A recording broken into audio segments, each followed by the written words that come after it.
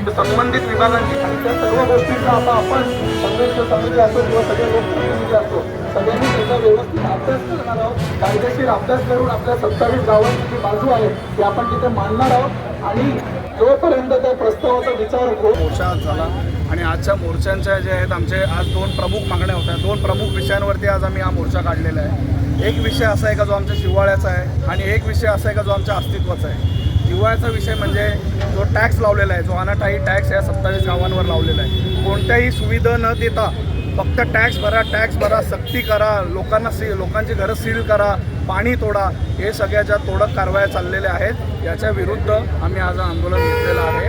Tax भरला पाहिजे ही आम्हीही मानतो, पण आम्हाला सुविधा भेटत नाही कायद्याप्रमाणे, म्हणून आम्ही टॅक्स भरणार नाही, हीच आमची भूमिका आहे. आणि ते आम्हाला सुविधा कशा मिळत नाही, कोणत्या कायद्याप्रमाणे ते मिळालं पाहिजे, ही सर्व चर्चा आतमध्ये आमचं जे शिष्टमंडळ गेलं होतं तर आयुक्तांसोबत ती आमची चर्चा झालेली आहे आणि त्यांना देखील ती गोष्ट पटलेली आहे. आणि दुसरा विषय जो म्हणजे क्लस्टरचा विषय असा आहे की त्यांनी सरसकट आपल्या 27 गावांना झोपडपट्टीची उपमा दिलेली आहे. हे क्लस्टर कुठे होतं, जिथं झोपडपट्टी क्षेत्र आहे तिथे होतं. मग जर 27 गावांमध्ये पूर्ण जर झोपडपट्टीचं आरक्षण हे क्लस्टरचं आरक्षण टाकलेलं आहे म्हणजे त्यांच्याप्रमाणे 27 गावं ही झोपडपट्टी आहे. तर त्यांना आम्ही हेच सिद्ध करून दाखवलं का आम्ही झोपडपट्टीवाले नाही आहोत, आम्ही स्वतः इथले मालक आहोत. या सातबाराचे आम्ही स्वतः प्रायव्हेट जागेचे आम्ही शेतकरी आहोत आणि त्याच्यावरती आमच्या वाडवडिलांनी सगळ्यांनी घरं बांधलेली आहेत आणि ती आमच्या हक्काची घरं आहेत. आणि ही घरं जर या क्लस्टर योजनेच्या नावाखाली आमच्याकडनं घेऊन आमच्या जमिनीला चणे फुटाण्याचे भाव देऊन जर आमच्यावरती अन्याय होत असेल आणि मोठ्या मोठ्या विकासकांचे जर हे सरकार आणि ही प्रशासन जर फायदा करून देत असेल तर त्याचा विरोध हा एकदम जोरदार होणार. आणि काही लोकांना अजून याची जनजागृतीही नव्हती.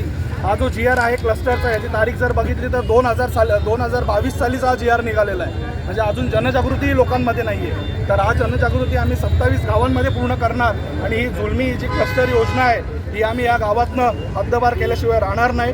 आणि ही भूमिका जी आहे ही आम्ही तिथे आमच्या शिष्टमंडळाने मांडली आणि अतिरिक्त आयुक्तांनी ते सगळं मान्य केलं का नाही, माणूस म्हणून ही भूमिका ही तुमची बरोबर आहे. तर त्यांनी आम्हाला आश्वासन दिलं की येत्या 2-3 दिवसातच आयुक्त, महापौर, 27 गावातील सर्व लोकप्रतिनिधी व संघर्ष समितीचं शिष्टमंडळ हे मिळून एक बैठक घेणार या गोष्टीवरती.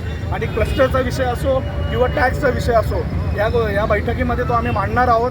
ते त्यांचे कागदपत्र देतील, आम्ही आमचे देऊ आणि मग एक सविस्तर अहवाल बनवून तो शासनाला विचार करण्यासाठी तो सादर करणार आहे.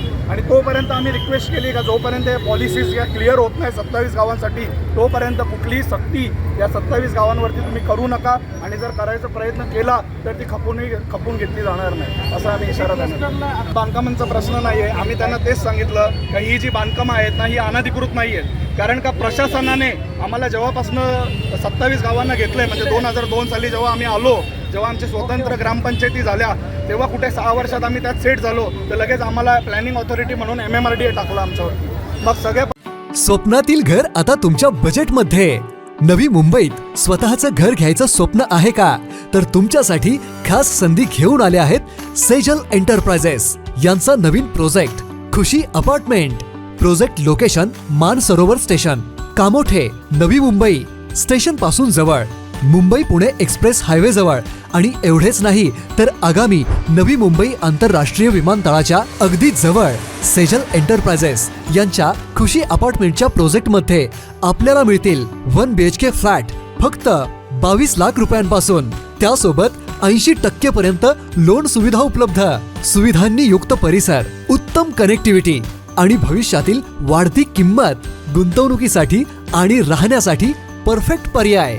आजच तुमचं स्वप्नातील घर बुक करा. अधिक माहितीसाठी संपर्क क्रमांक आपल्या स्क्रीनवर. सेजल एंटरप्राइजेस, विश्वास, गुणवत्ता आणि तुमच्या स्वप्नातील घराची खात्री.